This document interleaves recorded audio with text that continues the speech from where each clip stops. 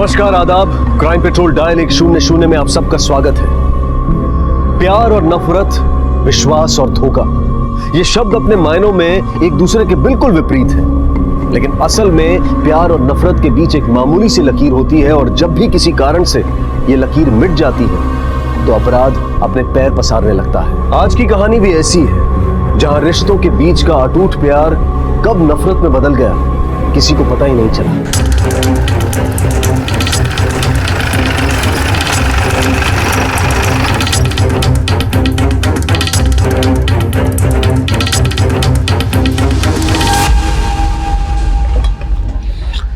Sir यहाँ तो ताला लगा हुआ है और काफी बदबू भी आ रही है। ताला तोड़ दो।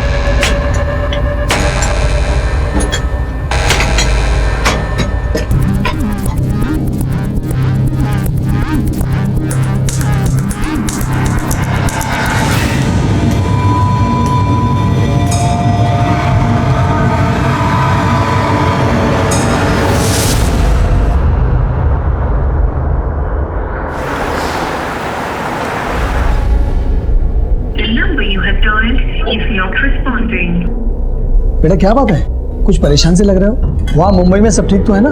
पापा बहुत देर से बरखा का फोन ट्राई कर रहा हूँ, लग नहीं रहा है। ये पहली बार नहीं हुआ है। 12 महीने पहले जब तू यहाँ दिल्ली आया था ना, तब से लेके रोज मैं यही नाटक देख रही हूँ। माँ, बरखा जानती है कि कंपनी ने मेरा ट्रांसफर किया, इसीलिए मैं यहाँ आया हूँ। काम क्या होता है, परिवार क्या होता है, ये सब उसे क्या पता। अरे बीना, तुम कभी भी शुरू हो जाती हो बहू को लेकर, और उससे आज तक हम मिले तो है नहीं। हाँ, तो मैं मिलना भी नहीं चाहती उस औरत से। हेलो कविता आंटी, मैं प्रकाश। कैसी हैं आप? मैं तो बिल्कुल ठीक हूँ, लेकिन लगता है कि तुम्हारा और बरखा का फिर से झगड़ा हो गया। हाँ, वो थोड़ा सा बरखा फोन नहीं उठा रही है काफी देर से। आप प्लीज जाकर देखेंगी और उसे बोलेंगी कि फोन कर ले वो मुझे। तुम दोनों के झगड़े में सबसे ज्यादा टेंशन मुझे होती है। मैं जा रही हूँ। Thank you aunty, please.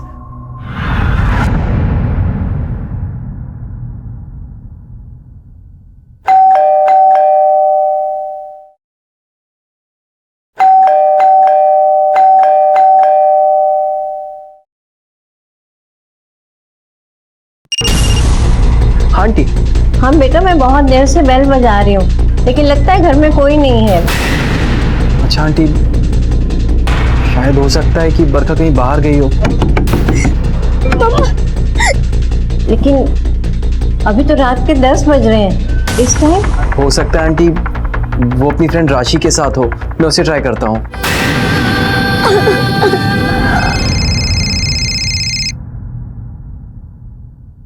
Hello. हाय राशि, बरखा है क्या तुम्हारे साथ? बरखा?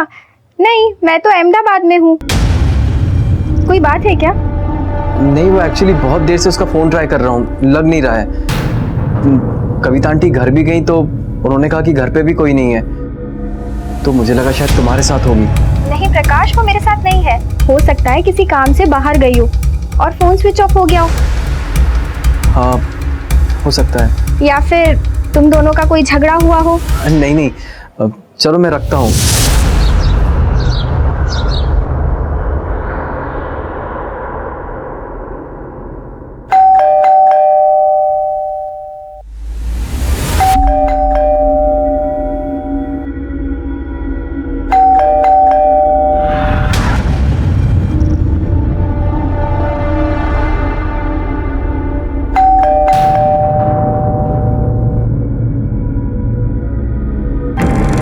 हाँ बेटा, मैं तुम्हारे घर के बाहर ही हूँ। कई बार घंटे बजाए, लेकिन कोई खोल नहीं रहा। लगता है बरखा अभी तक आई नहीं है।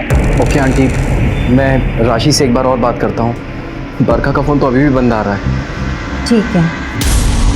नहीं, मुझे बरखा का कॉल नहीं आया।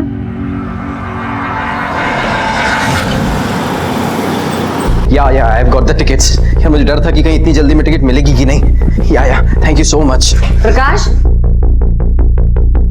अरे सूटकेस लेके कहाँ जा रहा है? माँ, 2 दिन से बरखा का फोन नहीं लग रहा है। पापा, मुझे बहुत घबराहट सी हो रही है। हाँ बेटा, मैं मुंबई जा रहा हूँ। सुन बेटा, वहां पहुंच के फोन कर देना।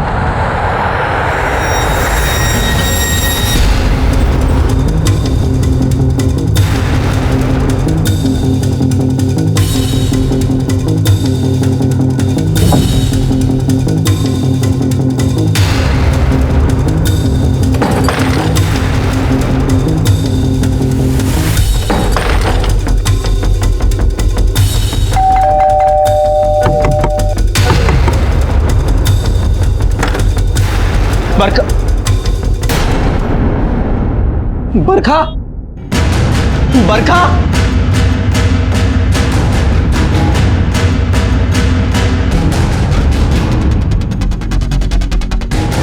बरखा, बरखा, बरखा, बरखा।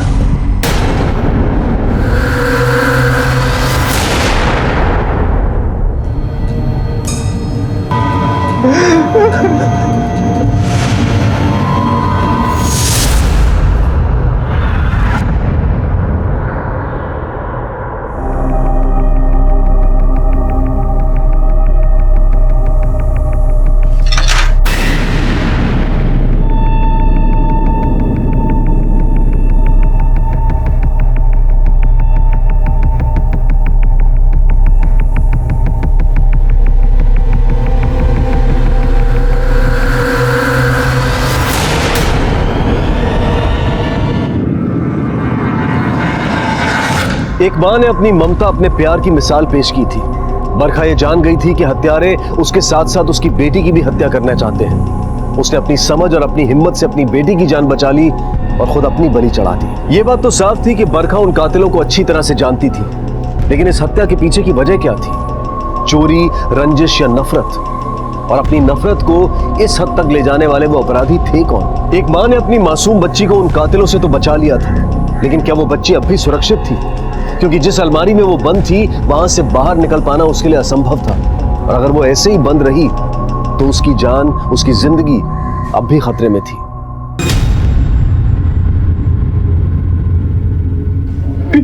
पीयू, पीयू,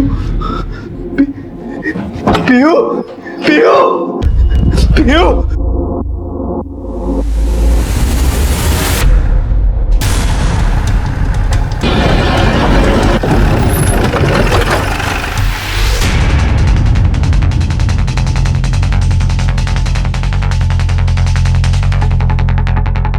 चलो बात लो, आप लोग बाहर जाइए।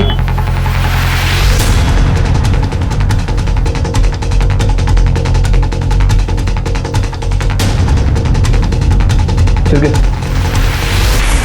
सर किसी ने मेरी बीवी को मार दिया सर। मेरी बेटी भी गायब है, 8 साल की है सर। पीयू नाम है उसका। पूरा घर ढूंढ लिया सर, कहीं नहीं। सर प्लीज उसे ढूंढिए सर। अब बैठिए, हम देखते हैं। सर प्लीज देखते हैं आप कौन है? मैं इनकी पड़ोसन। स्मिता,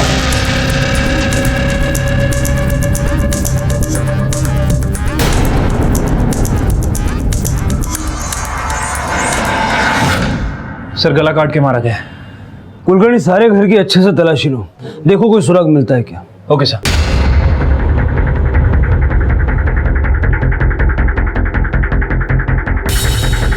क्या नाम बताया आपने? प्रकाश। देखिए, मुझे लगता है कि जिसने आपकी पत्नी को मारा है, आपकी बच्ची भी शायद उसी के पास। आपको कोई कॉल आया रैंसम वगैरह की? नहीं सर। 2 दिन से कहाँ थे? दिल्ली में था सर। किस काम से गए थे? मैं वहीं रहता हूँ सर। फैमिली से दूर? कोई खास वजह? नहीं सर, बस 1 साल पहले मेरा ट्रांसफर हुआ तो मैं वहीं शिफ्ट हो गया। तो आपकी पत्नी और आपकी बच्ची आपके साथ दिल्ली क्यों नहीं गई? मैंने बोला था बरखा को चलने के लिए, उसे अस्थमा था, तो उसने कहा कि दिल्ली के पॉल्यूशन में इसको प्रॉब्लम होगी। और हमारी पीयू का जन्म भी 7 महीने में ही हो गया था, तो उसने कहा कि उसके लिए भी दिल्ली ठीक नहीं है। हादसे की खबर आपको कब लगी? मैं 2 दिन से बरखा को ट्राई कर रहा था, लेकिन वो फोन नहीं उठा रही थी। मुझे घबराहट सी होने थी, इसलिए मैं आज सुबह मुंबई आ गया। और जब घर आया तो देखा कि सर प्लीज मेरी बेटी को ढूंढिए, सिर्फ बहुत छोटी है सर। पीयू की फोटो दिखाइए आप। हाँ सर मेरा मोबाइल चोरी हो गया था कुछ दिन पहले, ये अभी लिया है, इसमें नहीं है। कोई फोटो नहीं है आपके पास पीयू की? होगी सर, पीयू की अलमारी में होगी। क्या हुआ? सर ये कभी लॉक नहीं रहती है, चाबी।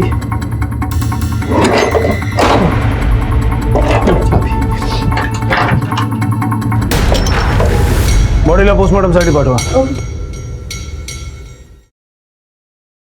सर कुछ समझ नहीं आ रहा है. बरखा का मर्डर हो चुका है, घर में चोरी हुई थी और बच्चे इस तरह अलमारी में बंद. पिछले 3 दिन का बिल्डिंग का सीसीटीवी फुटेज चेक करो और जरा वॉचमैन से पूछताछ करो. Okay sir.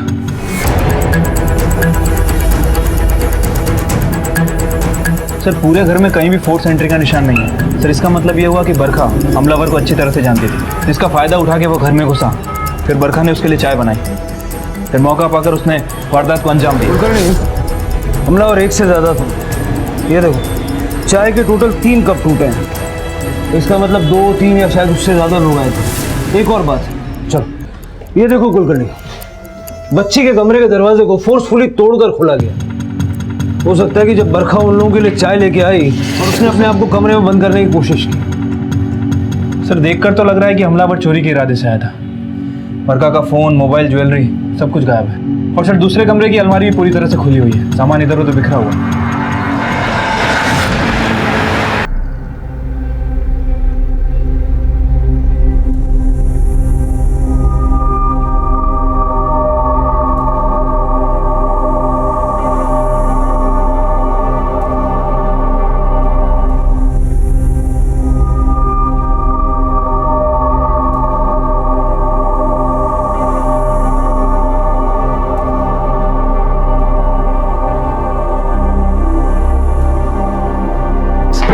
डॉक्टर साहब कैसी है पीहू? घबराने की कोई बात नहीं है. डिहाइड्रेशन और डर की वजह से आपकी बेटी बेहोश हो गई थी. हमने ट्रीटमेंट दे दिया है, वो होश में आ जाएगी. मैं मिल सकता हूँ उससे? अभी आप बच्ची से नहीं मिल सकते, होश आने में थोड़ा टाइम लगेगा. Thank you doctor. आपको किसी पे शक है? ऐसी हरकत कौन कर सकता है? सर मेरी किसी से कोई दुश्मनी नहीं है सर. कभी कभी दोस्ती दुश्मनी से ज्यादा खतरनाक होती है. कातिल बड़ी आसानी से घर में दाखिल हुए थे. बरखा ने उनके लिए चाय भी बनाई थी. शायद बरखा को उनके इरादों की भनक लग गई, इसलिए उसने अपने आप को कमरे में बंद कर लिया. और शायद उसे ये भी डर लगा कि वो बच्ची को मार सकता है, इसीलिए उसने पीहू को अलमारी में लॉक कर दिया. सर लेकिन मेरी बीवी और बच्चे को मार के किसी को क्या मिलने वाला था? ये तो वही लोग बता सकते हैं. आप एक बात बताइए, आपने 2 दिन तक पुलिस को इन्फॉर्म क्यों नहीं? सर ऐसा पहली बार नहीं हुआ था. पहले भी बरखा कई बार मोबाइल बंद कर चुकी थी. जब भी कभी मुझसे नाराज हो जाती थी वो मोबाइल बंद कर लेती थी. और अभी 2 दिन पहले भी हमारी बहस हुई थी. जिंदगी काटने और गुजारने में फर्क होता है बरखा. जिंदगी जितनी लंबी लगती है उतनी ही छोटी होती है, और हम लोग अपनी जिंदगी के कीमती पल ऐसे ही बर्बाद कर रहे हैं. तो क्या करूं? जितनी जिंदगी बची है उसे भी खत्म कर दूं? तुम तो जानते हो ना मुझे अस्थमा की प्रॉब्लम है.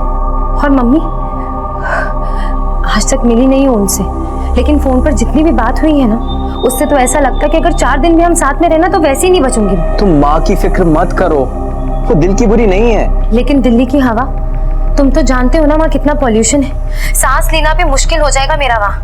और पीहू का तो सोचो. देखो अगर हम साथ रहेंगे तो. 1 मिनट प्रकाश, अगर तुम्हें हमारे साथ ही रहना होता ना तो कब का ट्रांसफर लेकर मुंबई आ चुके होते. तुम्हें अगर साथ रहना है तो यहाँ आ जाओ, वरना जो करना है करो. मैं रख रही हूँ फोन. बरखा, जब बरखा इस तरह पहले भी फोन बंद कर देती थी, तो इस बार ऐसा क्या हुआ कि आप मुंबई तक आ गए? सर पहले जब भी वो फोन बंद करती थी तो मैं अपनी पड़ोस वाली कविता आंटी से बोलता था उससे बात कराने के लिए. लेकिन इस बार जब कविता आंटी घर गई तो बरखा घर पे नहीं थी. फिर मैंने राशि को फोन किया तो राशि ने बोला कि वो भी मुंबई में नहीं है. सर मुझे उसके बाद घबराहट सी होने लगी, इसलिए मैं मुंबई चला आया.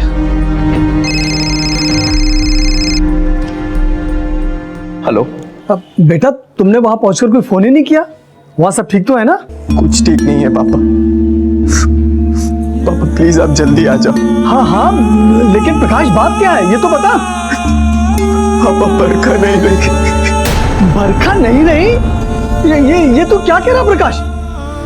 और पीयू भी हॉस्पिटल में. हाँ बेटा, लेकिन तू अपना ख्याल रख और पीयू का भी ख्याल रखना. हम जल्दी से जल्दी पहुंचते हैं. पापा प्लीज आप जल्दी आ जाओ. हाँ बेटा. हाँ क्या हुआ? अरे वो कह रहा कि बरखा नहीं रही. आपने बरखा के घर वालों को खबर कर दी? सर बरखा का इस दुनिया में मेरे अलावा और कोई नहीं था. पेरेंट्स की डेथ करीब 12 साल पहले एक ट्रेन एक्सीडेंट में हो गई थी. फिर आप बरखा से मिले कैसे? मेरा मतलब आपकी और बरखा की शादी कैसे हुई? तो जिस होटल में मैं रुका था बरका वहां पे रिसेप्शनिस्ट। या okay okay sir, thank you.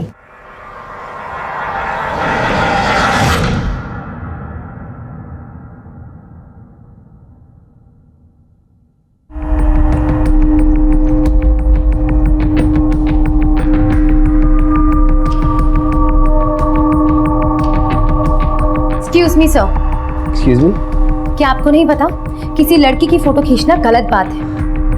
आप मेरी फोटो कैसे ले सकते हैं? अच्छा, चेक है।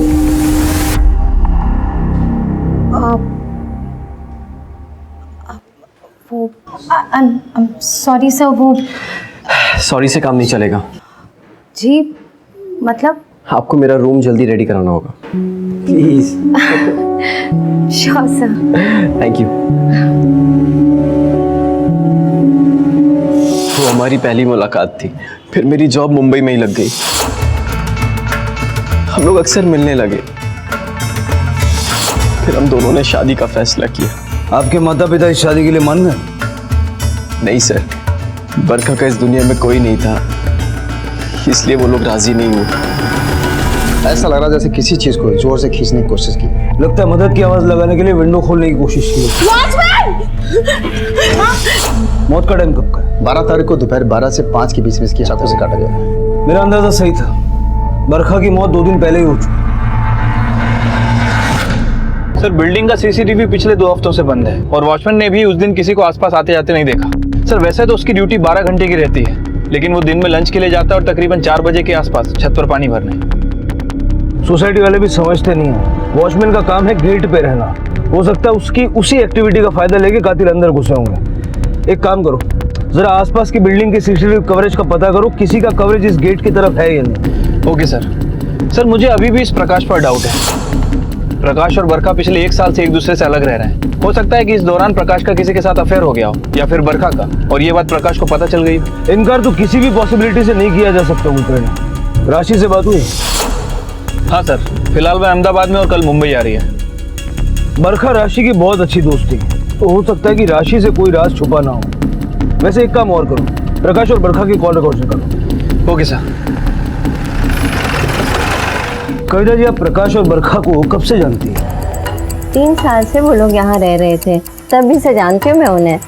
अच्छा, तो दोनों का आपस में रिश्ता कैसा था? बहुत प्यार करते थे वो लोग एक दूसरे से, लेकिन अभी जब से प्रकाश दिल्ली गया है ना, तब बरखा थोड़ी रूठी रूठी रहती थी और 1-2 दिन बात भी नहीं करती थी उससे। मैंने समझा इस बार भी ऐसे कुछ होगा, लेकिन अच्छा, ये जब प्रकाश दिल्ली गया तो बरखा से कोई मिलने आता था? मेरा मतलब कोई भी औरत या आदमी? नहीं, बरखा बहुत रिजर्व थी, बस अपनी बच्ची में ही मस्त रहती थी वो।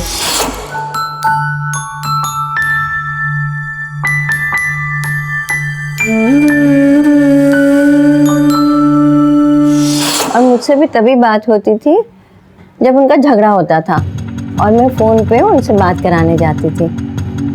मतलब कोई भी बरखा से मिलने नहीं आता था? उसके रिलेटिव्स भी नहीं? नहीं, उस बेचारी का तो कोई था ही नहीं। माँ बाप थे, वो केदारनाथ गए हुए थे और वहीं बस एक्सीडेंट में मारे गए बेचारे। उसके पेरेंट्स की डेथ करीब 12 साल पहले एक ट्रेन एक्सीडेंट में हो गई थी। सर प्रकाश के हिसाब से बरखा के माँ बाप की मौत ट्रेन हादसे में हुई, लेकिन कविता के हिसाब से उसके माँ बाप की मौत हरिद्वार में बस एक्सीडेंट में हुई। सर कैसे पता किया जाए कि कौन सच बोल रहा है? हो सकता है दोनों सच बोल रहे हो, क्योंकि इस बारे में झूठ बोल के उनको क्या हासिल होगा? झूठ बरखा बोल रही। सालों पहले एक झूठ उसने प्रकाश से बोला और अब कविता जी को अपने माँ बाप की मौत की एक नई कहानी सुना दी। हो सकता है सर, लेकिन सर बरखा को इस तरह झूठ बोल के क्या मिलेगा? कुलकर्णी प्रकाश ने बताया था कि वो बरखा से एक होटल में मिला था जहाँ बरखा काम करती थी। जरा देखो उस होटल से बरखा के बारे में क्या पता चलता है। Okay sir. हेलो, ठीक है हम लोग आ रहे हैं। ओके सर, हॉस्पिटल से फोन था सर, पीयू को होश आ गया। चलो बेटा, अब कैसी तबीयत है आपकी? देखो आपके लिए हम क्या लाए। लो। अच्छा बेटा, ये बताओ, तुम ना हमें एक अलमारी में मिली थी, वहां पर कैसे पहुंची? याद है कुछ?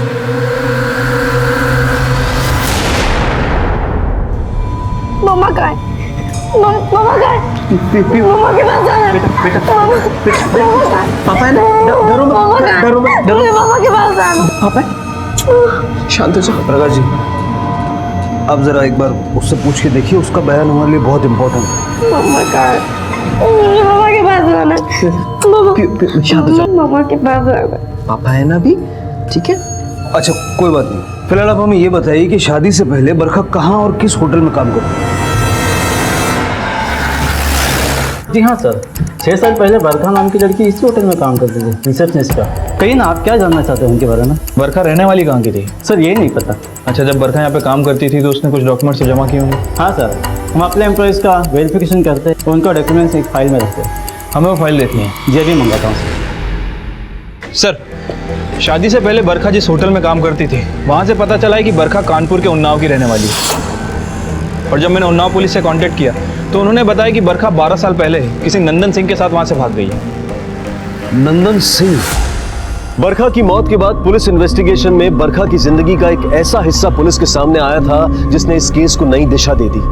12 साल पहले बरखा नंदन नाम के एक शख्स के साथ उन्नाव के एक पास के गांव से भागकर मुंबई आई थी। लेकिन उसके बाद बरखा की जिंदगी में क्या हुआ, नंदन और बरखा के रास्ते अलग क्यों हुए और क्यों बरखा अपने पति और अपनी जान पहचान के लोगों से झूठ बोल रही थी, ये अब तक एक राज था। इंसान या तो मजबूरी में झूठ बोलता है या फिर तब जब वो कुछ गलत करता है। तो बरखा के झूठ बोलने की वजह क्या थी, आखिर सच क्या था? आपसे बरखा ने किसी नंदन का जिक्र किया था? नंदन?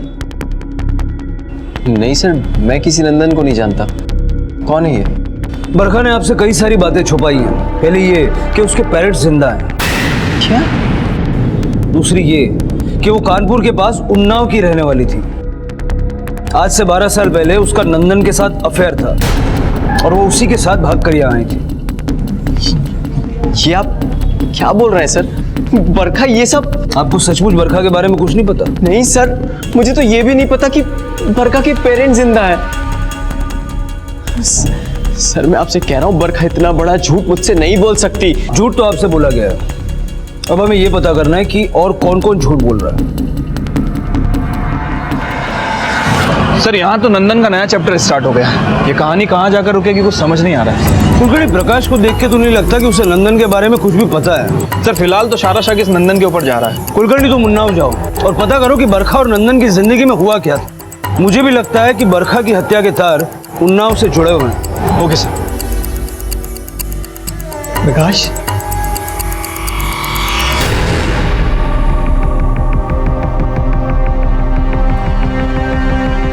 बेटी डरो मत बेटा, हम तुम्हारे दादा दादी हैं। वो पापा आप लोगों से शायद पहली बार मिली है ना, इसलिए। बरखा भी इसे घर से बाहर ज्यादा जाने नहीं देती थी। आसपास के लोगों से ना खुद बात करती थी ना पीयू को करने देती थी। बेटा ऐसा वही लोग करते हैं जिनके मन में चोर होता है। और प्रकाश, तुझे बरखा के बारे में पुलिस ने सब बता दिया ना? देख लिया ना कैसी थी वो? अरे झूठ बोलकर शादी की थी तुझसे। प्लीज मुझे चुप कराने से क्या होगा? जो हुआ वो बदल जाएगा। उस बरखा के साथ ना यही होना चाहिए था, जैसी करनी वैसी भरनी। खुद तो चली गई और तुझे छोड़ गई। देख पूरी जिंदगी पड़ी है तेरी। वीना, तुम जो मुझे इस तरह चुप करा देते हो ना, ये सब उसी का नतीजा है। माँ हूं मैं इसकी, बुरा नहीं चाहूंगी। मैं कब कह रहा हूँ कि तुम इसका भला नहीं चाहती? नहीं, बुरा तो हो गया, कर गई ना इसकी माँ बुरा। माँ, पीयू, क्या हरकत है ये? हाँ प्रकाश, बच्ची है, कोई बात नहीं। ये सब तेरी माँ इतनी बड़ी समझदार नहीं है, उस बच्ची को क्यों डांट रहा है?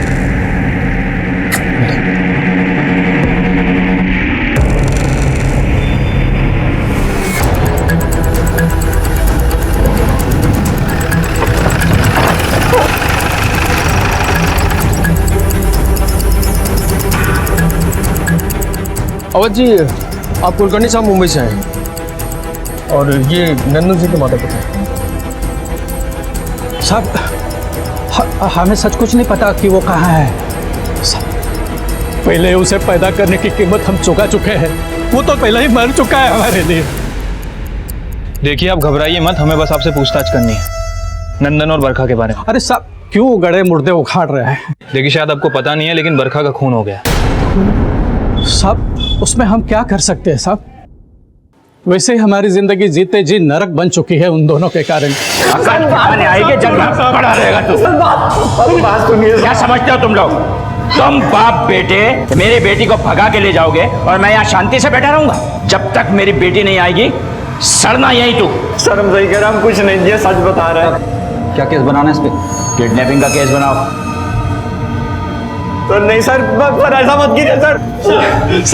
सब मेरे बेटे को छोड़ दीजिए साहब, इसका करियर बर्बाद हो जाएगा साहब। कल इसका बैंक के लिए इंटरव्यू है साहब, इसको जाने दीजिए। हम मेरी बेटी को लेके आ और अपने बेटे को ले जाओ। सर प्लीज सर बात सुनिए सर प्लीज। साहब ऐसे औलाद भगवान दुश्मन को भी ना दे। मेरा बड़ा बेटा केवल उसकी बैंक में नौकरी लगने वाली थी, वो तो बेचारा इंटरव्यू भी नहीं दे पाया। मेरी छुट्टी की शादी टूट गई और पता नहीं कितने दिन हमने उस शंभू के खौफ में गुजारे। साहब उन दिनों बरखा का पिता शंभू हेड कांस्टेबल हुआ करता था। ये बात भी सही है कि उसने अपनी वर्दी का गलत इस्तेमाल किया था, लेकिन सब कुछ करने के बाद भी बरखा और नंदन का कुछ पता नहीं चला इतने सालों तक। शंभू अपनी वर्दी का गलत इस्तेमाल कर रहा था, इसके बावजूद भी उसके खिलाफ कोई एक्शन नहीं लिया गया। जैसे ही साहब को खबर लगी उसे सस्पेंड कर दिया गया, लेकिन कहते हैं ना समय सब कुछ भुला देता है।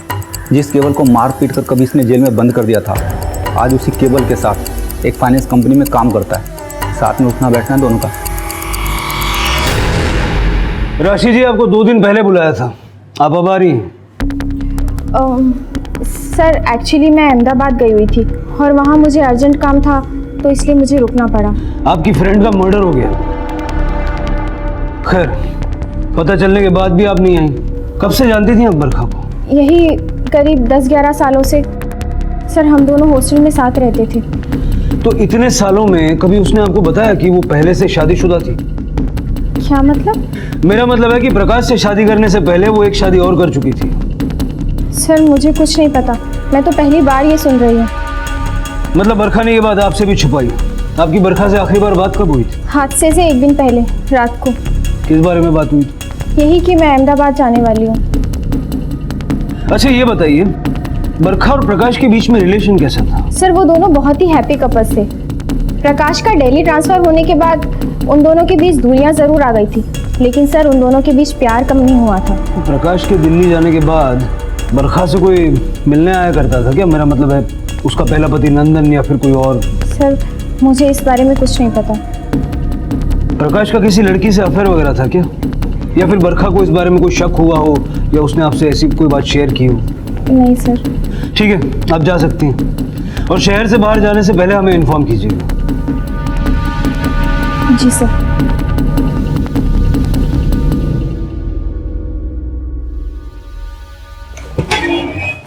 सर प्रकाश और बरखा की कॉल रिकॉर्ड्स आई है। हमारे काम का कुछ मिला? सर इसमें ऐसा कोई नंबर नहीं है जिसपे उनकी ज़्यादा बातें होती थी, और प्रकाश और बरखा के आपस में भी इतनी ज़्यादा बातें नहीं होती थी। बरखा मर्डर केस एक जगह पर आकर रुक सा गया था। बरखा ने सभी से अपना अतीत छिपाया था। नंदन जिसके साथ वो घर से भागी थी उसका कहीं कुछ पता नहीं था। आखिर इन दोनों के अलग होने की वजह क्या थी, जबकि इन्होंने अपने प्यार की वजह से अपनों से भी दुश्मनी मोल ले ली थी। पुलिस का ऐसा मानना था कि भले ही बरखा का मर्डर 12 मार्च 2017 को हुआ था, लेकिन उसकी हत्या के तार 12 साल पहले से भी जुड़े हो सकते थे। पुलिस को प्रकाश पर भी शक था कि कहीं उसे बरखा के अतीत के बारे में पता तो नहीं चल गया था। पुलिस हर पहलू की बारीकी से जांच कर रही थी, लेकिन उन्हें अब तक कोई सुराग नहीं मिला था। प्यार और नफरत से भरे कई चेहरों के बीच बरखा की बेटी अपनी मां को ढूंढ रही थी। उसकी मां उसके सामने आई भी, लेकिन आखिरी बार। क्या रे, लोन तो ले लिया तूने, किस्त क्यों नहीं चुकाई? किस्त चुकाने में नानी मर जाती है क्या तेरी? 2 महीने हो गए, एक भी किस्त नहीं आई, क्यों? हेलो हेलो शंभू जी, मैं उन्नाव पुलिस स्टेशन से PSI यादव बोल रहा हूँ। आप और आपके जोड़ीदार केवल थाने आ जाओ। वक्त वक्त की बात है साहब, हम भी ड्रेस पहनकर सीना चौड़ा करके आते थे यहाँ, और आज इस तरह आना पड़ रहा है। अगर वर्दी का गलत इस्तेमाल नहीं किया होता तो आज भी सीना चौड़ा होता तुम्हारा। छोड़िए, जाने दीजिए ये सब बातें, मुद्दे पे आइए। क्यों बुलवाया बताइए। मुद्दे की बात यह है कि बरखा का मर्डर हो चुका है।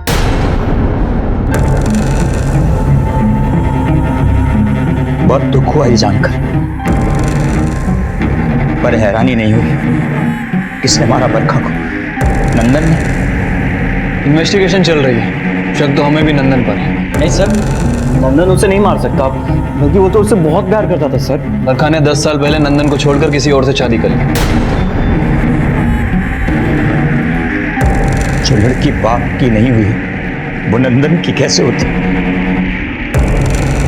सर, अगर ये बात सच है कि बरखा ने नंदन को छोड़ दिया है, तो फिर पक्का नंदन ने उसे मार दिया होगा।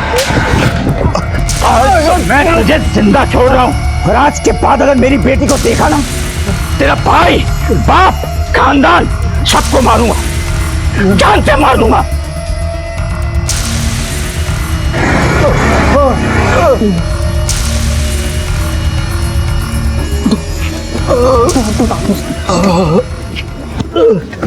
सुना, क्या धमकी देके क्या हो जाती आते? हाँ, अबे अपना नहीं तो हम लोग का तो ख्याल करो। हम इनकी धमकियों से डरने वाले नहीं है। हमको हमारी बरखा से कोई अलग नहीं कर सकता। दिमाग खराब हो गया तुम्हारा? खुद तो डूबोगे, हम लोग को भी ले डूबोगे। इतना मतलब ही कैसे हो सकते हो तुम? भैया, प्यार नहीं किया ना, नहीं समझोगे। सर, नंदन अच्छी तरीके से जानता था कि वो पूरे परिवार को मुसीबत में डाल रहा है, फिर भी उसने माँ बाप भाई बहन के सामने अपने प्यार को ही चुना। सोचिए सर, वो बरखा से कितना प्यार करता हो। हाँ कुलकर्णी। सर, पिछले 6 सालों में नंदन और बरखा ये दोनों ही अपने परिवार के टच में नहीं है। सर, ऑनर किलिंग से ज्यादा ये मामला धोखे और बदले का लगता है, क्योंकि सर नंदन के छोटे भाई केवल का कहना है कि नंदन बरखा को पागलों की तरह प्यार करता था। अगर प्यार पागलों की तरह करता था तो उसकी नफरत भी कम पागलपन से भरी नहीं होगी। एक काम करो, तुम वापस आ जाओ और इस नंदन सिंह का एक फोटो भेजो, जरा उसको ढूंढते हैं। ओके सर, ठीक है यादव जी, थैंक यू। इस आदमी को कहीं देखा है आसपास? नहीं साहब, इसको तो नहीं देखा।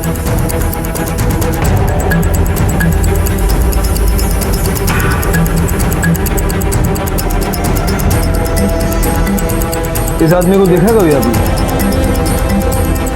हाँ सर, अभी 2 महीने पहले देखा था। एक काम करो, तुम यहाँ उतर जाओ, मैं पार्क करके आता हूँ।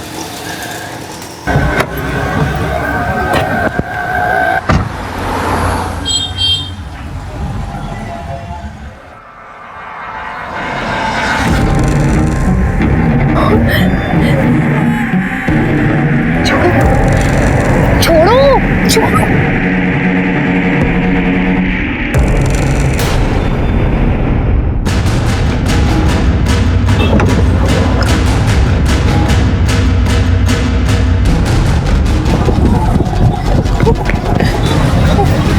कौन था वो? हाँ, कहाँ गया? पता नहीं कौन था, ऐसे अचानक से आके मेरा हाथ पकड़ लिया, जबरदस्ती करने लगा। मैं चीखने ही वाली थी, वो भाग गया, लेकिन पता नहीं। पुलिस स्टेशन चलो, ऐसे लोगों की कंप्लेन करनी चाहिए, सालों का सजा मिलनी चाहिए। चलो। नहीं रुको, हमें पुलिस स्टेशन नहीं जाना चाहिए, छोड़ो। ऐसे लफंगों के पीछे पड़ने का कोई फायदा नहीं है। चलो छोड़ो, घर चलो। बरखा तू घर चलो, घर चलो ना प्लीज। पर ये है कौन सर? नंदन, बरखा का पहला पति। क्या? नंदन का फोटोग्राफ सारे खबरों में बांट दो और उसके घर वालों के कॉल रिकॉर्ड्स भी निकालो। Okay sir. सर, गांव में या घर में जरूर किसी ना किसी के कांटेक्ट में होगा। कुलकर्णी, अभी सारा फोकस नंदन पे रखो, हो सकता है उसी ने बरखा को मारा हो। Okay sir.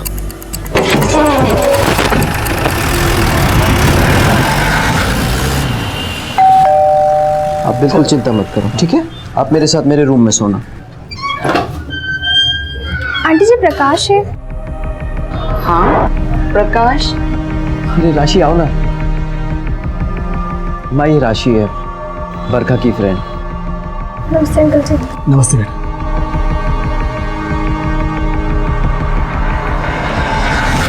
पीहू बेटा, आपने खाना खाया? क्या हुआ माँ? क्या हुआ? देख, लड़की अच्छी लग रही है, शादी कर ले। माँ की बरखा की चिता क्या ठंडी भी नहीं हुई, और आप तो क्या करूं? हाँ, कब तक जिंदा बैठे रहेंगे हम लोग? मैं इतना ही चाहती हूँ ना कि तेरी शादी किसी अच्छी लड़की से हो जाए। और अब तो तू एक बच्चे का बाप भी है, कौन देगा अपनी अच्छी लड़की? बोल। मैं नहीं करनी मुझे शादी।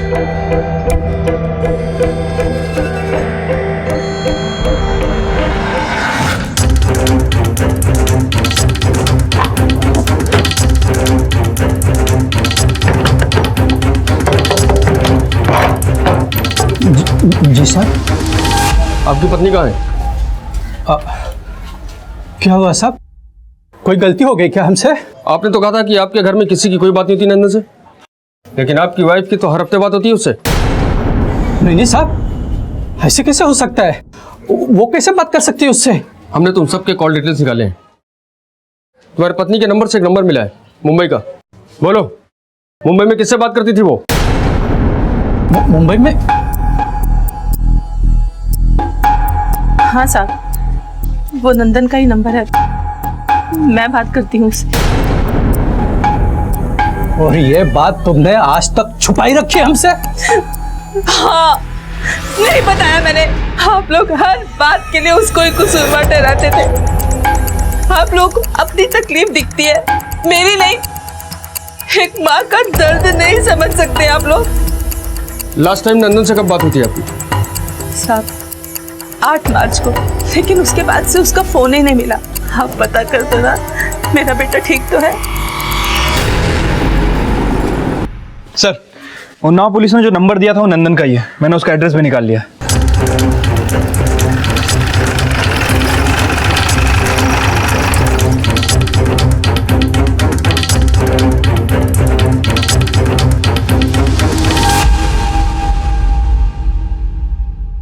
सर, यहाँ तो ताला लगा हुआ है और काफी बदबू भी आ रही है।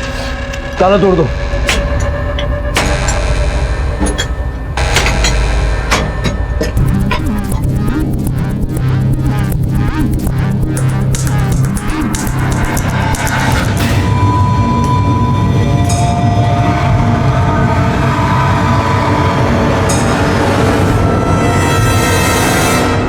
बरखा और नंदन के प्यार का अंत इतना भयानक होगा, इसका अंदाजा शायद उन दोनों को भी नहीं था। पुलिस के सामने नंदन की लाश पड़ी थी, जो खुद बरखा की हत्या का संदिग्ध था। पुलिस के सामने सवालों की लंबी लिस्ट थी। इन हत्याओं को किसने अंजाम दिया था? इन दोनों का हत्यारा कोई एक ही था या फिर अलग अलग? और 12 साल बाद किसने बरखा और नंदन से बदला लिया था? फिलहाल पुलिस को प्रकाश, केवल, शंभू और उन चोरों पर शक था जो चोरी की आड़ में मर्डर करने आए थे। लेकिन सवाल अब भी यही था कि इनमें से हत्यारा कौन था? नंदन इस हाल में मिलेगा उम्मीद नहीं थी। सर, बॉडी देखकर लग रहा है कि मौत हुए 1 हफ्ते से ज्यादा हो चुका है। फिलहाल बॉडी को पोस्टमार्टम के लिए भेजो। सारे घर की तलाशी लो।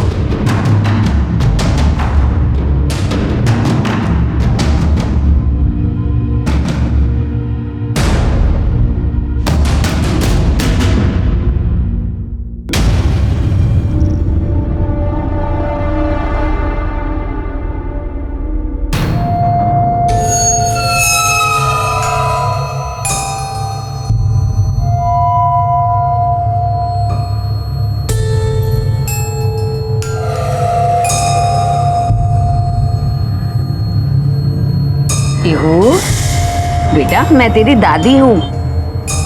हाँ, मैं तेरी माँ से गुस्सा थी और तूने भी तो मुझे मारा था ना? मारा था ना? अच्छा, एक काम करते हैं, हम दोनों अपना अपना गुस्सा खत्म कर देते हैं। हाँ, ले बेटा, ये दवाई पी ले।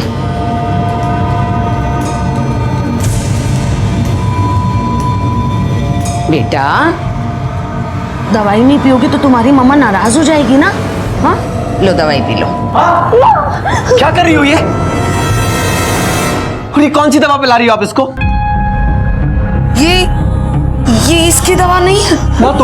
तुम भी रहने दिया करो। अपनी दवाई पीने का होश रहता नहीं तुम्हें, और बच्ची को दवाई पिलाई जा रही हो।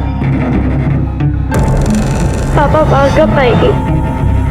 बोलो ना पापा, मामा कब आएगी? बोलो ना पापा, मामा कब आएगी? बेटा, तुम्हारी मम्मा नहीं आएगी अब। कितनी बार बोला है मैंने आपको, समझ में नहीं आता आपको? प्रकाश,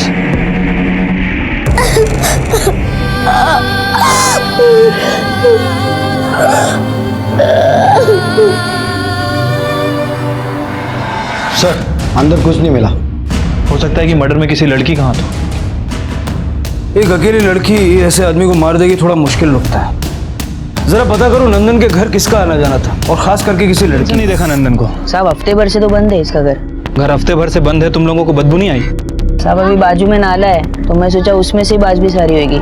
अच्छा, इसके घर में इसके अलावा और भी कोई आता था? मतलब कोई लड़का या कोई लड़की? साहब वैसे तो मैं किसी को देखा नहीं आते आते। हाँ साहब, लेकिन वहाँ पे रोड पे जो चाय की दुकान है ना, वहाँ पे चिंटू नाम का लड़का काम करता है। वो आता है चाय वाय देने कभी कभी। चिंटू तुम्हारी दुकान में काम करता है ना? कहाँ है वो? अब चिंटू तो अपने गाँव गया। उसका फोन नंबर? साहब वो अपने पास मोबाइल नहीं रखता था। उसके गाँव में किसी का फोन नंबर? नहीं साहब। उसका एड्रेस? साहब मुझे पूरा एड्रेस तो नहीं मालूम, पर मुझे इतना पता है कि पटना के पास किसी गांव का रहने वाला है। तुम ऐसे ही बिना पुलिस वेरिफिकेशन के किसी को भी काम पे रख लेते हो क्या? नहीं साहब, गलती हो गई साहब। पास में नंदन सिंह का मर्डर हुआ है, जानते हो ना? चिंटू का वहाँ पे आना जाना था। हो सकता है इस मर्डर में उसका इन्वॉल्वमेंट हो। साहब वो ऐसा लड़का नहीं था साहब। वो कैसा लड़का है वो तो हम पता कर ही लेंगे। फिलहाल अगर उसका फोन आए तो उसे ये मत बताना कि हम उसके बारे में पूछ रहे थे।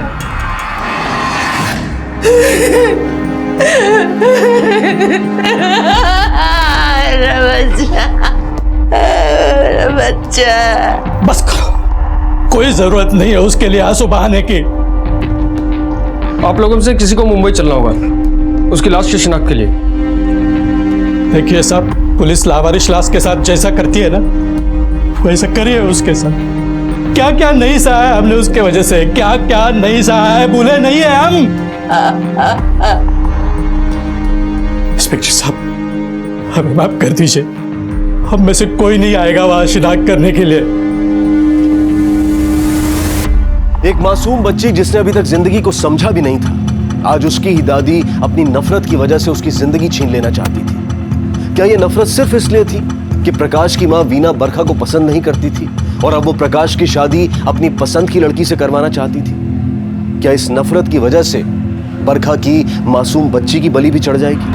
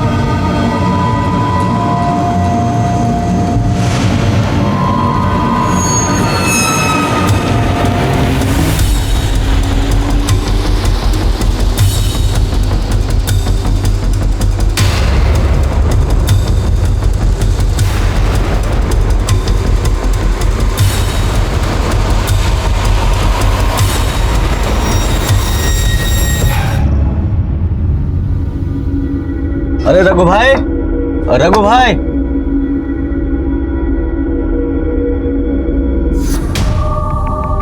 लगभग 9 से 10 दिन पहले इसकी मौत हुई है। मतलब 7 या 8 मार्च। सर बरखा का मर्डर 12 तारीख को हुआ था। इसका मतलब है कि बरखा के मर्डर में इसका हाथ नहीं है। मल्टीपल स्टैबिंग हुई है। इसके पूरे शरीर में कई जगह धारदार हथियार से हमला किया गया और टोटल 17 घाव हैं इसमें। मतलब सब मारने वाला काफी नफरत करता था इससे। हेलो, क्या? ठीक है सर, नंदन के एरिया में एक और मर्डर हो गया है।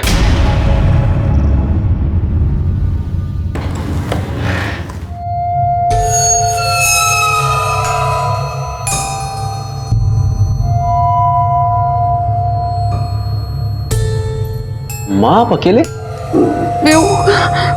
बेटा उसने वो मेरा हाथ छुड़ा कर कहीं चली गई। क्या क्या? अरे छुड़ाकर चली गई, तुमने छोड़ दिया? अरे माँ आपको वहां से मैं फोन करना चाहिए था ना। आप भी ना माँ, कहाँ थी वो? कहाँ छुड़ा उसने हाथ? वो मार्केट के पास। बेटा रुक, मैं भी आ रहा हूं।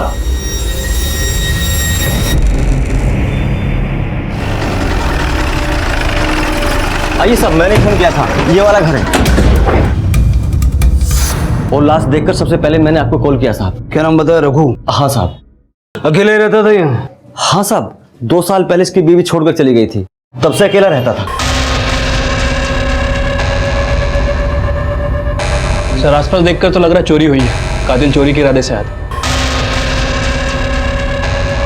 कोई चोरी क्यों करेगा? बहुत छोटा आदमी था साहब। सर आदमी छोटा था लेकिन शौक काफी बड़े रखता था। काफी महंगी दारू और ग्लासेस भी 2 हैं। कल रात कौन आए थे यहाँ? मैंने तो किसी को आते जाते हुए नहीं देखा साहब। सर ये फोन मिला। काफी महंगा फोन है। ये मोबाइल रघु का है? ये फोन रघु भाई का तो नहीं लगता साहब। कुलकर्णी जरा पता करो ये फोन किसका और कल रात यहाँ आया कौन था? Okay sir. कौन था ये रघु? क्या इसका नंदन और बरखा के केस से कुछ उसका और नंदन का एक ही बस्ती में रहना महज एक इत्तेफाक था? लेकिन रघु की खोली से पुलिस को कुछ शक पैदा करने वाली चीजें बरामद हुई थी कि दोनों हत्याएं वही करवा सकता है जो इन दोनों से बेहद नफरत करता हो। बरखा के पिता शंभू शर्मा और नंदन के भाई केवल सिंह के अलावा इन दोनों को मारने का मकसद प्रकाश के पास भी था, लेकिन पुलिस को इनके खिलाफ कोई सबूत नहीं मिला था। सर रघु के घर जो फोन मिला था वो फोन बरखा का ही है। इसका मतलब कि रघु की लिंक बरखा हो सकता है कि रघु ने ही बरखा को मार दिया और उसका फोन चुरा लिया हो, या फिर कोई उसके साथ शामिल भी हो सकता है जिसने बाद में रघु को मार दिया। लेकिन सर रघु और बरखा इन दोनों का कोई पर्सनल लिंक तो है नहीं सर। हो सकता है कि रघु को किसी ने बरखा और नंदन को मारने की सुपारी दी हो और फिर काम हो जाने के बाद किसी ने रघु को भी मार दिया हो। कौन दे सकता है सुपारी? नंदन का भाई और बरखा का बाप? एक काम करो, नंदन का बाप अवध और उसका भाई केवल, बरखा का बाप शंभू, प्रकाश के माता पिता और राशि, इन सब का बैंक स्टेटमेंट निकालो। अगर ये कॉन्ट्रैक्ट किलिंग का केस है तो कहीं ना कोई विड्रॉल दिखेगा। Okay sir. एक काम और करो, बरखा की बिल्डिंग और उसके आसपास के एरिया में पता करो कि 12 मार्च को किसी ने रघु का मूवमेंट वहां देखा है। ठीक है सर।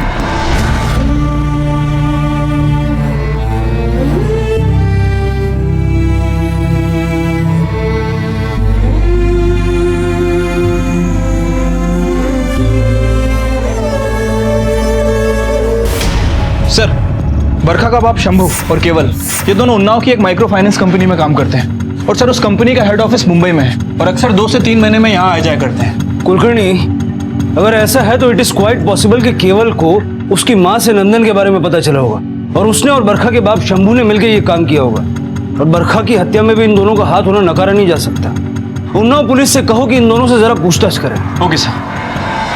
हाँ सर, इसमें छुपाने वाली क्या बात है? मैं अक्सर ऑफिस के काम से मुंबई जाता रहता हूँ। तो वहाँ नंदन से भी मुलाकात होती होगी? नहीं सर, हम सच कह रहे हैं, हमें बिल्कुल नहीं पता था कि नंदन मुंबई में ही है। लेकिन तुम्हारी माँ को तो सब पता था। इनकी तो हर दूसरे तीसरे दिन उससे बात भी होती थी। फिर ऐसा कैसे हो सकता है कि एक ही घर में रहकर तुम्हें कुछ पता ही ना हो? सर आप यकीन मानिए, माँ ने इस बारे में मुझे कुछ भी नहीं बताया कि नंदन से वो बात करती हैं। हाँ साहब, मैंने केवल और उसके पिता को कभी नहीं बताया कि मैं नंदन से बात करती हूँ। असल में मुझे डर था कि अगर बरखा के बाप शंभू को ही पता चल गया कि नंदन कहाँ है तो वो उसे मार डालेंगे। केवल से पता चला है कि उसकी माँ ने बता दिया था कि नंदन मुंबई में है और उसके जरिए आपको भी पता था। क्या साहब, वर्दी उतरी है मेरी, पुलिस वालों के पैतरे नहीं भूला मैं। फिर आप हमारे तरीके हम ही पे आजमा रहे हैं। ऐसा लगता है कि पुलिस के दिमाग का इस्तेमाल आपने कुछ गलत करने के लिए भी किया है। गलत सोच रहे हैं सर आप। मेरी बेटी बरखा ने जिस दिन मेरे घर की देहरी लांगी थी, मर गई थी वो मेरे लिए। ऐसा लगता तो नहीं है। नंदन के परिवार को काफी टॉर्चर किया आपने। इन्वेस्टिगेशन कर रहा था सर, उन पे शक था लड़की को अगवा करने का।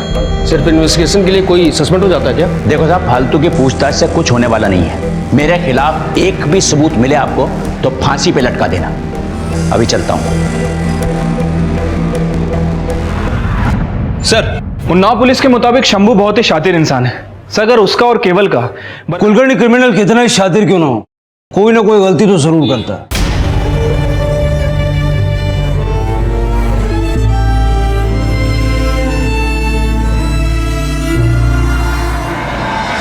इस आदमी को देखा है आपने? हाँ साहब, जानता हूँ, ये तो रघु है। रघु है ये तो हमें भी पता है। अच्छा, जिस दिन बरखा का मर्डर हुआ 12 तारीख को, क्या ये बिल्डिंग में आया था? 12 तारीख? हाँ साहब आया था, लेकिन वो बगल वाली बिल्डिंग में गया था, इस बिल्डिंग में नहीं आया था। और साहब इसके साथ एक आदमी और भी था।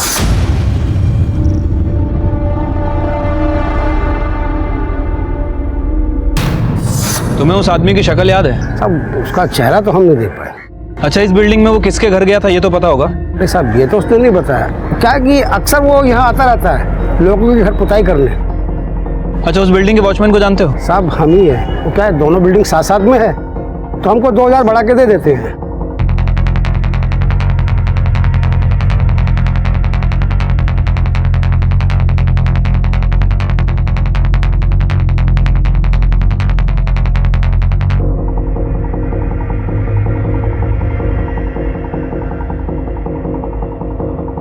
फिर दोनों ही बिल्डिंग आपस में कनेक्टेड है और ये आसान रास्ता है इस बिल्डिंग से उस बिल्डिंग के अंदर आने का।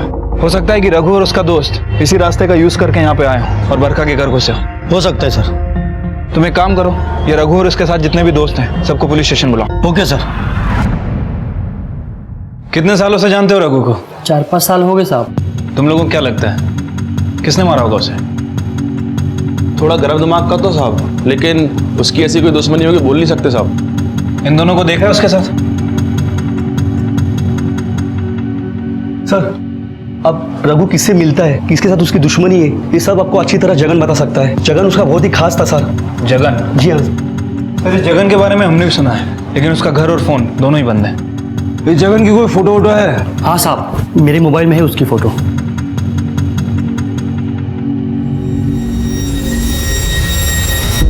शिंदे ये फोटो ले लो। कुलकर्णी, अगला नंबर उसका भी हो सकता है। सर आइए। सर मेरी बेटी पीहू खो गई है। सुबह माँ के साथ बाहर गई थी, उसके बाद से दिख नहीं रही है। कब हुआ ये? सर अभी कुछ देर पहले ही। आपने देखा आसपास? हाँ सर। ठीक है, आप चिंता मत कीजिए, उसको ढूंढने की हम पूरी कोशिश करेंगे। प्लीज सर कुछ कीजिए सर। हाँ sir, Nala Sopara police station से खबर आई है, उन्हें एक बच्ची मिली है, 8 साल की है। कोई औरत उसे वहाँ पे छोड़ के चली गई। सर बच्ची बहुत डरी हुई है और कुछ बोल नहीं रही है सर, इसलिए उन्होंने एक फोटो भेजा है। सर ये तो पीहू का फोटो है। सर ये तो पीहू है। नाला सोपारा पुलिस स्टेशन में सारी फॉर्मेलिटीज कंप्लीट करवा दूं, आप जाकर के बच्ची को ले सकते हैं sir. Thank you so much sir, thank you. Kulkarni, बच्ची का इस तरह से दादी से बिछड़ जाना मुझे कुछ समझ में नहीं आ रहा। इससे पहले भी बरखा ने पीहू को अलमारी में बंद कर दिया था। कहीं ये प्रकाश हमसे कुछ छुपा तो नहीं रहा, या फिर बच्ची को लेकर कोई ऐसी बात है जो अब तक हमारे ध्यान में नहीं आई। एक काम करो, जरा पता करो ये पीहू का बिछड़ जाना सिर्फ एक इत्तेफाक था या फिर प्लान था। Okay sir.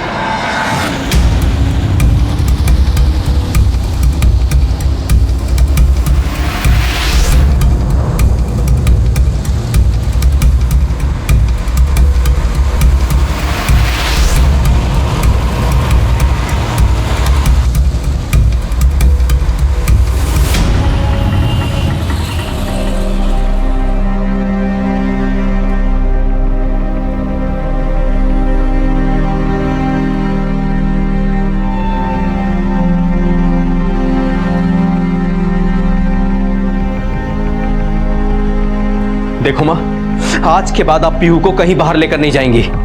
मतलब तू कहना चाहता है कि मैं उसे जानबूझकर छोड़कर आई हूँ? वो कुछ नहीं कहना चाहता, वो ये कहना चाहता है कि तुम शांति के साथ घर में बैठो, कुछ मत करो। बेकार में एक नई मुसीबत खड़ी कर देती हो। अब कहीं ऐसा ना हो कि तुम्हारी इस लापरवाही को लेके पुलिस हम पर शक करने लगे, तुम प्रमोद प्रकाश पे ये शक करने लगे कि कहीं हमने तो अपनी बहू को नहीं मरवा डाला। बरखा की बेटी पीहू फिलहाल तो सही सलामत थी, लेकिन प्रकाश की मां वीना ने पहले भी उसकी हत्या करने की कोशिश की थी और इस बार भी उन्होंने पीहू की जिंदगी छीनने की एक नाकाम कोशिश की थी। उनका सच अब तक किसी के सामने नहीं आया था, इसलिए पीहू की जिंदगी अब भी हर पल खतरे में थी। लेकिन पुलिस को वीना पर शक हो गया था, इसलिए उन्होंने अपनी तहकीकात शुरू कर दी। क्या पुलिस के सामने वीना का सच आ पाएगी? सर, नाला सोपाड़ा में जहाँ पीहू मिली थी वहाँ मैंने सभी जगह पूछताछ की। सर पता नहीं चल पाया कि दादी ने अपनी बच्ची को जानबूझ के छोड़ा था या फिर गलती से, क्योंकि सर वो एरिया काफी भीड़ भाड़ वाला है, किसी ने ध्यान नहीं दिया। कुलकर्णी, कड़ियां उलझती जा रही हैं। बरखा का बाप और नंदन का भाई ये तो शक के दायरे में थे ही, लेकिन मुझे ये प्रकाश और उसकी फैमिली भी क्लीन नजर नहीं आ रही। सर पीहू के बारे में एक बात है जो बहुत दिनों से खटक रही है। सर पीहू के फीचर्स अपने माँ और बाप दोनों से नहीं मिलते। कुलकर्णी, कभी कभी ऐसा होता है, बच्चे दादा दादी या फिर नाना नानी जैसे दिखते हैं। सर मैंने उसके नाना नानी से भी मुलाकात की है, वो उनके जैसे भी नहीं दिखती।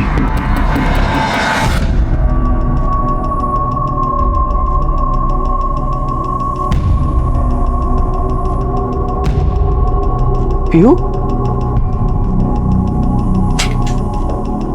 पीहू कहाँ गई? पीहू?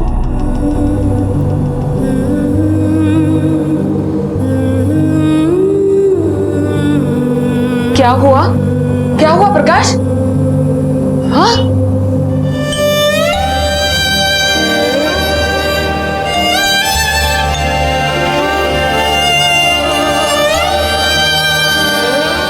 क्या हुआ पीहू बेटा? ये लड़की तो और ना तुझे दिन में चैन लेने देती है ना रात में सोने देती है। क्या हुआ पीयू बेटा, आप यहाँ क्या कर रहे हो? मामा बहुत रात हो गई है ना, चलो हम अंदर चल के सो जाते हैं, ठीक है? मुझे मामा के पास सोना है। प्रकाश ऐसा कर, इसकी माँ की तस्वीर में ना इसके कमरे में ले जा जा। हम मम्मा की फोटो अंदर लेके चलते हैं, फिर वो हमारे साथ रहेगी ना, ठीक है?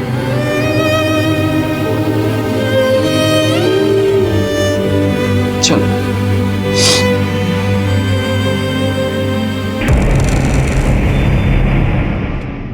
सर आप मुझसे जो कुछ पूछना चाहते हैं पूछ सकते हैं। आपकी बेटी पीयू आप ही की बेटी है या आपने उसे अडॉप्ट किया? कैसी बात कर रहे हैं सर आप? पीहू मेरी और बरखा की ही बेटी है। तो जब पीयू पैदा हुई उस वक्त आप बरखा के साथ थे? नहीं सर, जब पीहू पैदा हुई तो मैं यूएस में था। तो आपके पेरेंट्स तो होंगे बरखा के साथ? नहीं सर, हम भी वहाँ नहीं थे। दरअसल इस शादी से हम लोग खुश ही नहीं थे, और जब प्रकाश वहाँ नहीं था तो फिर हम सर मैं आने ही वाला था, लेकिन पीहू का जन्म 2 महीने पहले ही हो गया। तो प्रेगनेंसी के दौरान बरखा अकेली थी? नहीं सर, उसकी फ्रेंड राशि उसके साथ थी। एक्चुअली बरखा राशि के साथ ही रह रही थी। बरखा के पति प्रकाश ने हमें बताया कि बरखा प्रेगनेंसी के दौरान आपके साथ थी। नहीं सर, बरखा मेरे साथ नहीं थी। दरअसल उसने झूठ बोला था अपने पति से। उसने झूठ क्यों बोला? सर वो मुझे नहीं पता, लेकिन वो प्रेगनेंसी के 2 महीने पहले मुझे मिली थी और रो रही थी। क्या हुआ बरखा, क्यों इतना रो रही है? कुछ बताएगी? डॉक्टर ने कहा है कि मैं कभी माँ नहीं बन सकती। क्या? और प्रकाश को बच्चा चाहिए। आखिरी बातों से पता चली तो वो मुझे छोड़ देगा। सर वो एक दिन अचानक मेरे घर आई। इतनी देर कहाँ लगा दी? कब से वेट कर रही थी? मंदिर गई थी। तुझे अचानक मंदिर की याद कैसे आ गई? वो सब छोड़, पहले मुंह मीठा कर। पर ये मिठाई किस खुशी में? वो मैं प्रेग्नेंट हूँ। पर तू तो कह रही थी कि डॉक्टर ने बोला था 2 महीने पहले कि तू प्रेग्नेंट नहीं हो सकती। सर उस टाइम तो बरखा ने बातों को गोलमाल कर दिया था, और सर मैंने भी ज्यादा इंटरफेयर नहीं किया क्योंकि वो बहुत खुश थी। तो इस दौरान प्रकाश यूएसए में था? हाँ सर, प्रकाश यूएसए में ही था, और बरखा ने मुझसे कहा कि प्रकाश को वो झूठ बोल दे कि मैं प्रेगनेंसी के दौरान उसी के साथ थी। लेकिन सर हकीकत तो ये है कि बरखा मेरे साथ एक भी दिन नहीं थी, और ना ही वो मुझसे मिली। तो आपने ये बात प्रकाश को बताई? नहीं सर। सर मुझे अभी भी डाउट आ रहा है कि बरखा वाकई में प्रेग्नेंट थी भी या नहीं। कुलकर्णी, जिस हॉस्पिटल में पीहू पैदा हुई जरा वहां जाके देख। सर हमारे रिकॉर्ड में तो पीहू की माँ की जगह बरखा का नाम लिखा है। क्या ये वही औरत थी? अब सर 8 साल पुरानी बात है, एकदम से याद करना चेहरा मुश्किल है। डॉक्टर साहब ठीक से याद करके बताइए, क्या ये वही औरत थी? सर हमारे यहाँ एक ताई है, नीता ताई। वो पिछले 10 सालों से यहाँ पे काम कर रही है, शायद उन्हें याद हो। हाँ याद है मुझे ये औरत। इसने मुझे 1000 रुपया दिया था और साथ में साड़ी भी, बच्ची होने की खुशी में। क्या यही औरत थी जिसकी डिलीवरी हुई थी? नहीं सर, उस दिन जो डिलीवरी हुई थी वो लड़की जवान थी और गरीब तबके की लग रही थी। यही औरत लेके आई थी उसको, इसी ने उसका नाम बरखा लिखवाया था। जिस लड़की की डिलीवरी हुई थी उसका कोई आईडी वगैरह है अपने पास? नहीं सर, हम पेशेंट का आईडी प्रूफ नहीं मांगते। जो उन्हें साथ में लेकर आते हैं और जो नाम बोलते हैं हम वो लिख लेते हैं। सर आप लोगों ने मुझे यहाँ क्यों बुलाया है? वैसे भी बरखा के जाने के बाद पीहू बहुत दुखी रहती है, मेरे अलावा किसी के पास नहीं जाती है। आपकी बेटी पीहू के बारे में हमें एक सच पता चला है। पीहू के बारे में? क्या? जिस हॉस्पिटल में पीहू का जन्म हुआ वहां हमने पूछताछ की तो एक चौंका देने वाली बात सामने आई। अब हमारी समझ में ये नहीं आ रहा है कि ये बात अब तक आपसे कैसे छिपी रहेगी, या फिर आप जानते हैं और जानबूझ के हमारे सामने अनजान बन रहे हैं। सर साफ साफ क्यों नहीं बताते, बात क्या है, आप घुमा क्यों रहे हैं? यही कि पीहू आपकी और बरखा की बेटी नहीं है। क्या बकवास कर रहे हैं आप? हाँ सबूत है हमारे पास। जिस हॉस्पिटल में पीहू का जन्म हुआ वहां के रिकॉर्ड्स के हिसाब से उसकी माँ का नाम तो बरखा ही है, लेकिन पीहू को जिसने जन्म दिया वो लड़की कोई और थी। आपकी धर्म पत्नी कभी प्रेग्नेंट थी ही नहीं। ये क्या कह रहे हैं सर आप? ऐसा कैसे हो सकता है? ऐसा हुआ मिस्टर प्रकाश। बरखा की फ्रेंड राशि ने हमें बताया कि प्रेगनेंसी के दौरान वो बरखा के साथ नहीं थी, बल्कि बरखा ने ही राशि को झूठ बोलने के लिए कहा था कि वो उसके घर पे थी। नहीं सर, बरखा मुझसे झूठ नहीं बोल सकती। मैं नहीं मानता। झूठ तो आपसे बोला गया है और हमें लगता है कि बरखा की हत्या का तार इसी झूठ से जुड़ा हुआ है। बरखा ने पीहू को अलमारी में लॉक कर दिया था। शायद वो लोग पीहू को लेने आए थे। आप जहां पहले रहते थे वहां का एड्रेस बताइए।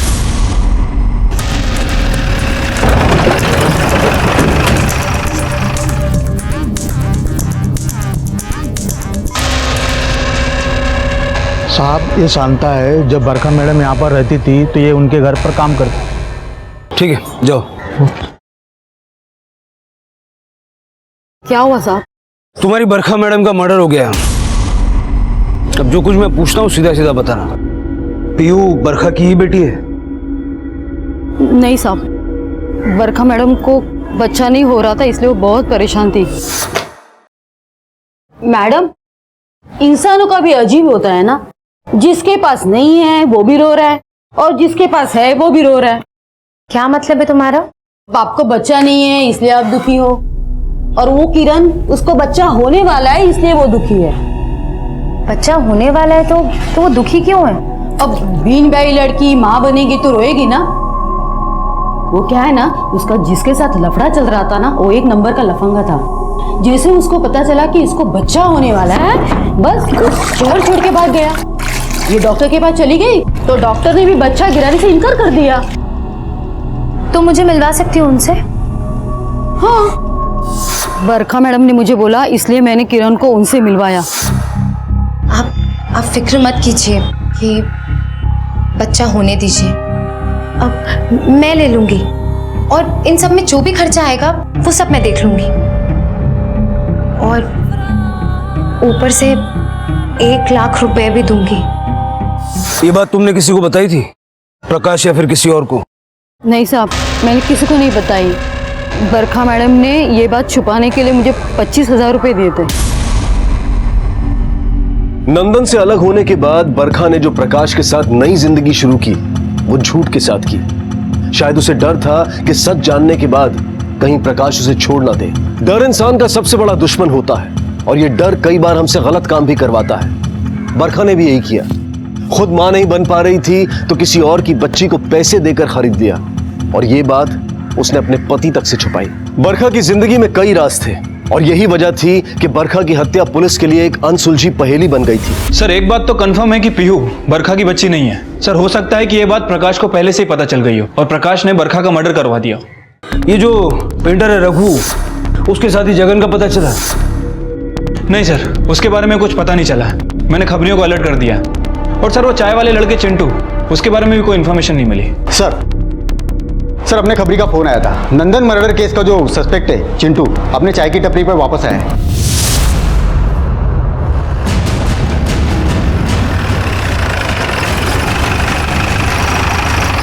तू चिंटू है क्या? नंदन के घर पे चाय लेके जाता है? हाँ साहब, ये मर्डर वाले दिन भी वहां गया था, इसने बताया मुझे। मर्डर देखने गया था ना? चल पुलिस स्टेशन की चाय पिलाता हूँ तुझे। एक झूठ बोलेगा 100 डरने पड़ेंगे। साहब, मैं क्यों झूठ बोलूं? मैंने कुछ भी नहीं किया। भागा क्यों था फिर? सर, वो भागा नहीं था, वो गाँव गया था। घर वालों की बड़ी याद आ रही थी। बहुत याद आती है, याद करके बता। आखिरी बार जब तू नंदन के घर चाय लेके गया था वहां कौन कौन था? साहब, वहां पे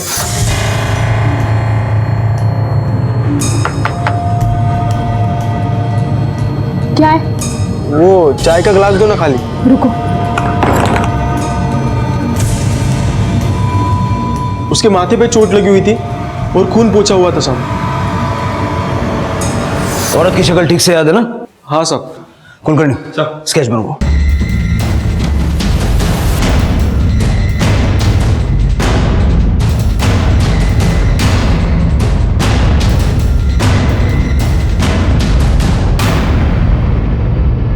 इस औरत को जानता है? नहीं सर, मैं नहीं जानता। इसको जानते हो? हाँ सर, जानता हूँ। ये तो नंदन की दोस्त मीना है। इसे तो मैं भी अच्छी तरह से जानता हूँ सर। इसके साथ 2 लड़के और भी थे, नंदन के दोस्त। मेरी बेटी और नंदन को भगाने में इन लोगों ने मदद की थी। अब कहाँ मिलेंगे ये? सर ये लोग काफी दिनों से यहाँ है नहीं। हाँ सर, ये आजकल दिल्ली में काम करते हैं। नहीं, उनके घर वाले तो होंगे। हाँ सर, है ना। बल्कि मीना के भैया भाभी तो हमारे घर के पास में ही रहते हैं। प्रजापति जी सर। उनके घर वालों से बात करो, पता लगाओ कहाँ है वो लोग। Okay sir. यहाँ पे हमें क्यों लाया? हमने क्या किया साहब?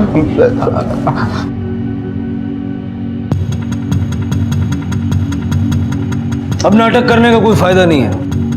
हम जानते हैं कि तुम तीनों ने मिलकर नंदन की हत्या की है। सीधा सीधा सच सच बता दो, इसमें तुम्हारा फायदा है। हो सकता है सजा कम हो जाए।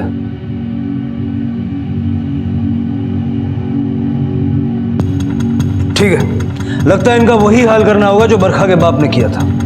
नहीं साहब, प्लीज साहब, हम बताते साहब।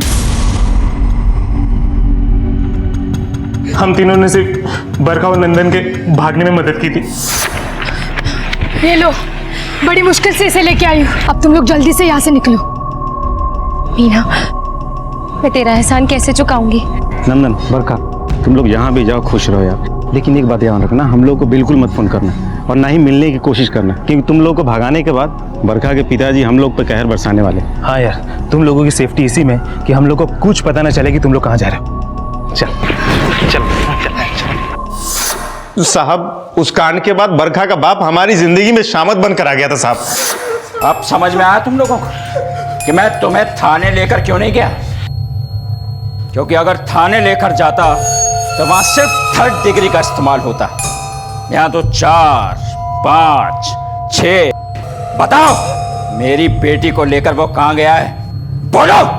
अगर 5वीं डिग्री का इस्तेमाल हुआ, अपनी अपनी जान से हाथ धो बैठोगे। कहां मेरी बेटी को लेकर गया वो? बोलो। सर बताने के लिए हमें कुछ पता तो होना चाहिए ना। हमें सच में नहीं मालूम कि वो कहाँ गए। सर, हमने उनकी भागने में मदद जरूर की है, लेकिन सच में नहीं पता है कि वो कहाँ है सर। प्लीज सर, जाने दो हमको। देखो, हम सच कह रहे सर।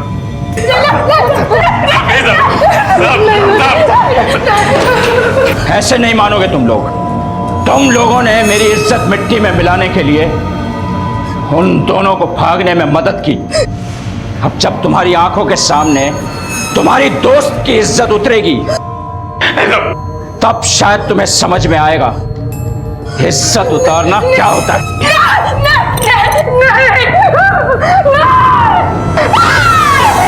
सर, उसके बाद हम तीनों दिल्ली चले गए। वहाँ एक मार्केटिंग कंपनी में हम तीनों ने जॉब शुरू कर दी। सर, धीरे धीरे पुराने जख्म भरने लगे थे साहब। सब उस दिन किसी काम से मुंबई आना पड़ा और इत्तेफाक से हमारी मुलाकात बरखा से हो गई साहब।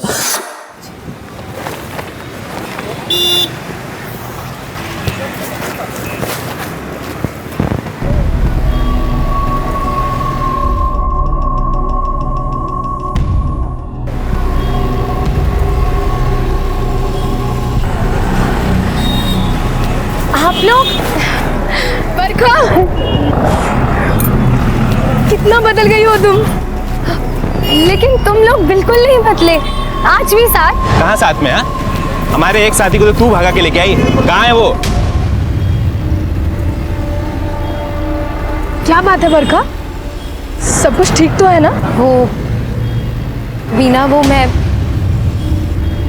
और नंदन अब साथ में नहीं रहते। तलाक हो गया हमारा। क्या? तो क्या करती? जिंदगी नरक बना दी थी उसने मेरी। शादी के बाद नंदन बिल्कुल बदल गया था।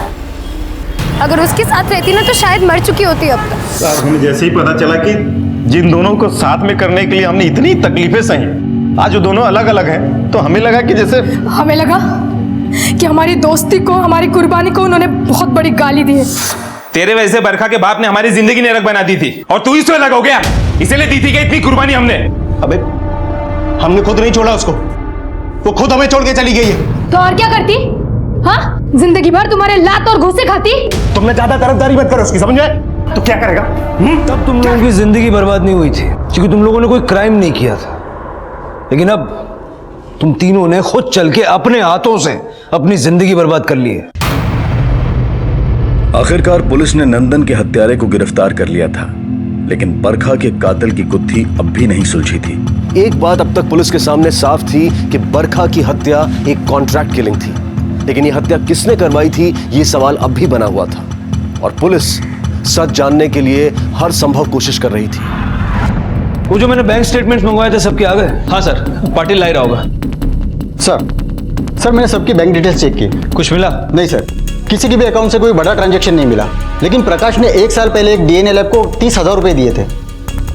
DNA lab?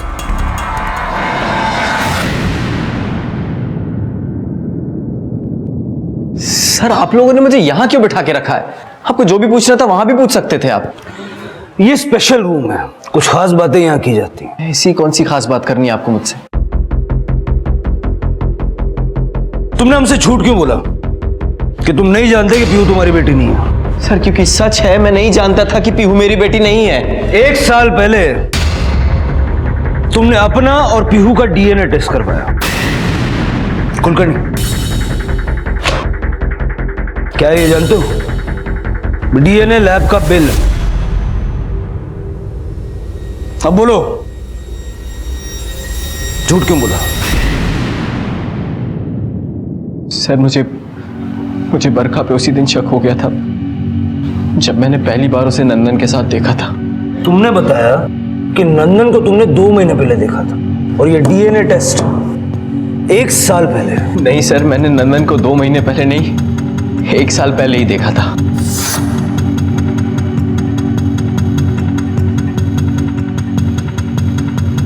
सर एक पल के लिए तो मुझे नंदन की बात पर यकीन नहीं हुआ, लेकिन बरखा क्या बकवास कर रहा था वो आदमी? वो सच कह रहा था। एक बार धोखा खाया था मैंने, दोबारा नहीं खाना चाहता था। मुझे शक था कि पीहू मेरी बेटी नहीं है, इसलिए मैंने डीएनए टेस्ट कराया और जब सच पता चला तो मैंने अपना ट्रांसफर दिल्ली ले लिया। मैं किसी भी तरह बरखा से दूर होना चाहता था, लेकिन मैंने उसको नहीं मारा। सर अगर मुझे उसे मारना होता तो मैं उसे तभी मार देता, लेकिन मेरे अंदर हिम्मत नहीं थी सर, बिल्कुल हिम्मत नहीं थी। ठीक है, जा।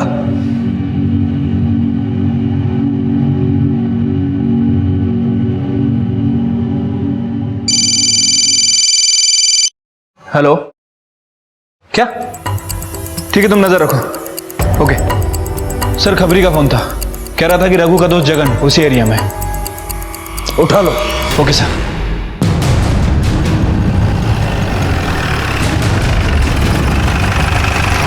कहाँ पे? सर वो रहा गगन। पक्का पारिक सुपर। सलाम साहब। रख।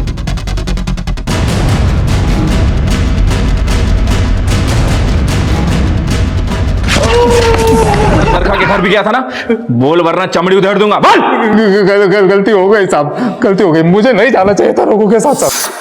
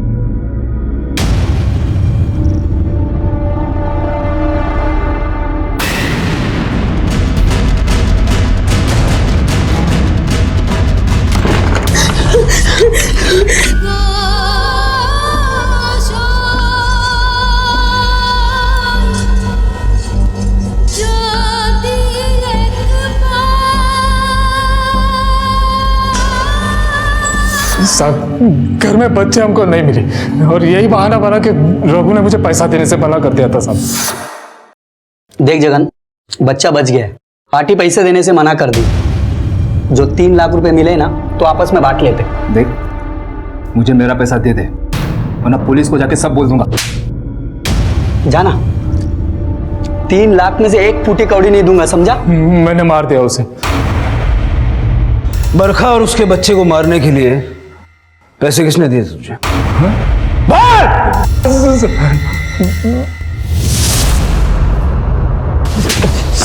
सर ये नहीं सर। अब ये रोना धोना बाद में कर लेना। चल बोल।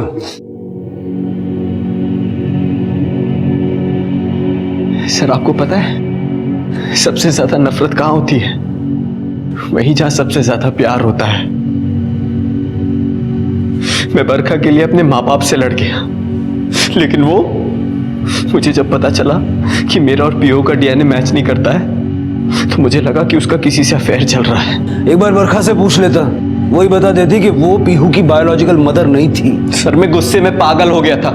बरखा से अलग होने का इसके अलावा मुझे और कोई रास्ता नजर नहीं आ रहा था। इस बच्ची की परवरिश अब आप अपने एनजीओ के थ्रू कीजिएगा। पीहू बेटा, ये बहुत अच्छी आंटी है, आपका एकदम अच्छे से ख्याल रखिए।